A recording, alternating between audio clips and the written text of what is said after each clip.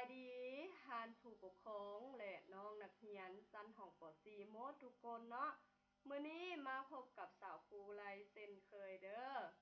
ในวันหยังวันพุธที่1เดือนธันวาหรือว่าเดือน12ปี2021เนาะมื้อนี้เราจะมาเรียนวิชาคณิตศาสตร์พวกหลานจือบ่ว่าในชั่วโมงแล้วนี้เฮาเรียนฮอดบทที่เฮาได้แล้วแม่นแล้วเนาะเฮาเรียนฮอดบทที่12ส่วนว่าในมื้อนี้สาวครูจะนำพาพวกหลานมาเรียนในบทที่13หัวบทการครอบครันเทื่อซอกหาจำนวนตัวเลขของผลหารเฮามาเบิ่งกิจกรรมข้อที่1จงเขียนตืมใส่บอนวางในตัดตารางให้พวกหลานมาสังเกตเบิ่งตัดตารางมันจะมีอยู่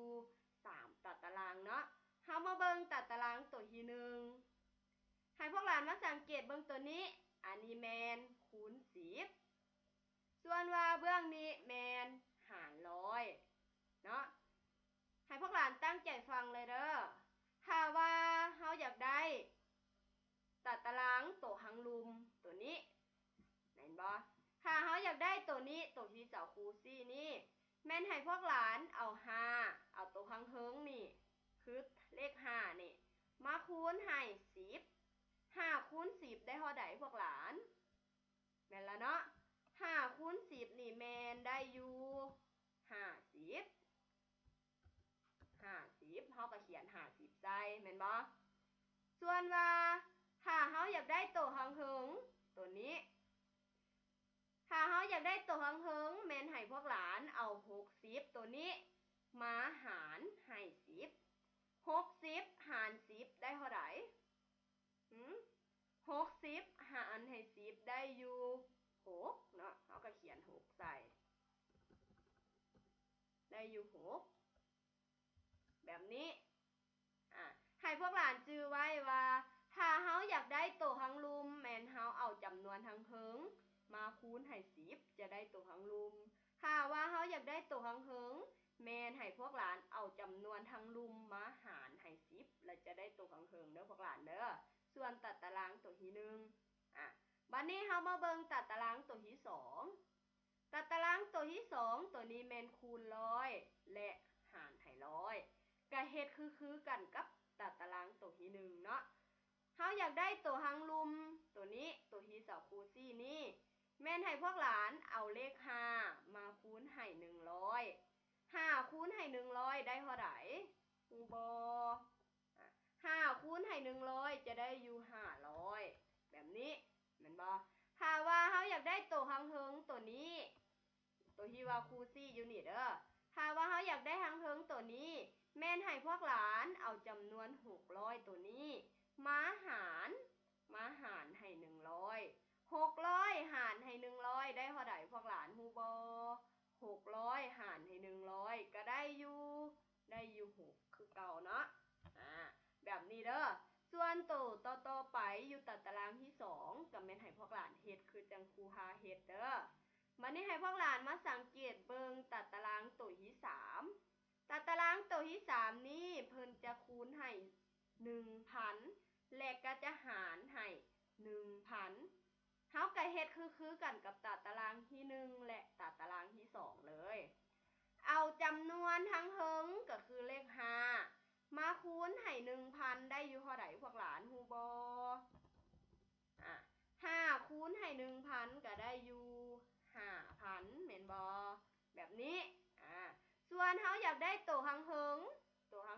ที่ว่าครูซี่อยู่นี่เนาะถ้าเฮาอยากได้ตัวหังเทิงตัวนี้เฮาก็เอาจำนวนใดจำนวนทั้งลุมก็คือ 6,000 ตัวนี้มาหารให้ 1,000 6,000 หารให้ 1,000 ได้เท่าใดได้อยู่6คือเก่าแบบนี้ส่วนต่อไปอยู่ในตัดตารางที่3แม่นให้พวกหลานเฮ็ดตามที่ครูหาพวกหลานเฮ็ดเด้อให้พวกหลานจื้อไว้ว่าถ้าเฮาอยากได้ตัวหังลุมแม่นเฮาเอามาคูณให้10ถ้าเฮาอยากได้หังเทิงแม่นเฮาเอามาหารให้10ให้พวกหลานจื้อไว้เด้ออยู่ในข้อที่1เนาะ บัดนี้เฮาไปต่อข้อที่2ข้อที่2เพิ่นว่าจงสังเกตตัวอย่างแล้วเขียนตืมใส่ตารางก่อนเฮาจะไปคิดไล่นั้นให้พวกหลานสังเกตเบิ่งอยู่ในตารางกันก่อนเนาะว่ามันมีอันใดแน่ห้องที่1จะเป็นตัวตั้งหารส่วนห้องที่2แม่นตัวหารห้องที่3ตัวนี้แม่นการขอบคันและห้องที่4ตัวนี้แม่นจำนวนตัวเลขของผลหารวันนี้เฮามาเบิ่งเลยมาเบิ่งตัวอย่างตัวที่1เนาะตัวตั้งหารแม่น480หารให้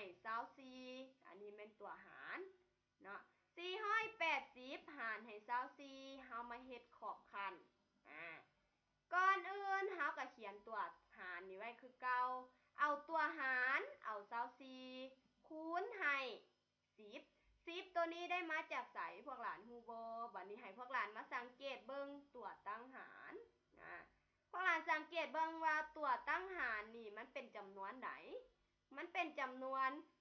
480เนาะ480เฮามาสังเกตเบิ่งว่าถ้าหารให้24เฮาเอาเลขจากโตเฮาเอาอยู่เลข2โตก็คือเลข48แม่นบ่มันเหลือข้างหลังอยู่เลขตัวเดียวก็คือเลข0แม่นบ่ถ้าว่าเลขตัวเดียวนั้นเฮาต้องเอาจำนวนถ้วนคือเลข0ตัวเดียวเลข0ตัวเดียวต้องแม่น10แม่นบ่จำนวนถ้วน10เนาะจำนวนถ้วน10เริ่มต้นเลยสั้นดังนั้นเฮาจึงเอา24นี้มาคูณให้10 24คูณให้10จะได้อยู่เท่าใด240แม่นบ่น้อยกว่าเฮาก็เฮ็ดใส่เครื่องหมายน้อยกว่า480แสดงว่า240นี้น้อยกว่า480แล้วก็480นี่แม่นน้อยกว่า24คูณให้ถ้าเบื้องนี้เฮาใส่คูณ10เบื้องนี้เฮาต้องใส่คูณร้อยถ้าสมมุติว่าเบื้องนี้เฮาใส่ร้อยเบื้องนี้เฮาต้องใส่พันเนาะให้พวกหลานจื้อไว้แบบนี้เนาะบัดนี้เฮามาเบิ่งจำนวนตัวเลขของผลหาร2นี่ได้มาจากไสจังได๋เฮาจึงฮู้ว่ามันมีจำนวนตัวเลขอยู่2ตัวให้พวกหลานมาสังเกตเบิ่งว่าเลข0ตัวข้างหลังตัวเฮาคูณตัวข้างหลังนี่100นี่มีเลข0จักตัวให้พวกหลานสังเกตเบิ่งมีเลข0อยู่2ตัวฉะนั้นจำนวนตัวเลขของผลหารเฮาจะเท่ากับ2เด้อพวกหลานเด้อบัดนี้ให้พวกหลานมาสังเกตเบิ่งตัวอย่างที่2ครูจะเฮ็ดให้พวกหลานเบิ่งเนาะ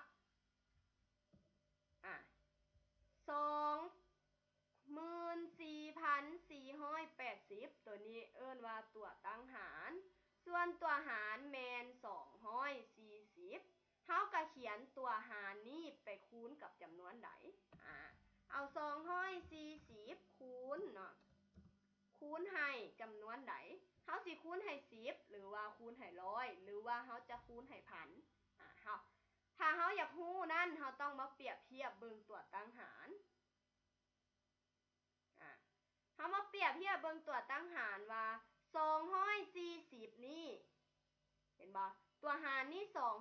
240บัดนี้เฮามาเบิ่งว่า2นี่หารให้240ได้บ่ได้24หารให้240ได้บ่ได้244หารให้240ได้บ่ได้แม่นบ่บัดนี้เฮาได้แล้วและเหลือเลขจากโตข้างท้ายหั่น244แล้วเหลือเลขจากโตเหลือเลขอยู่2โตคือเลข8และเลข0ถ้าเหลือเลขอยู่2โตฉะนั้นเลข0ต้องแม่น2โตถ้าเลข0 2โตแม่นคูณให้หยังพวกหลานฮู้บ่0 2โตต้องคูณให้หยังจำนวนถ้วน10ร้อยพันต้องคูณให้100แม่นบ่0 2โตต้องแม่น100ถ้าตัวนี้เฮาคูณให้100แล้วเฮาน้อยกว่าเนาะน้อยกว่าน้อยกว่าเท่าใดน้อยกว่า2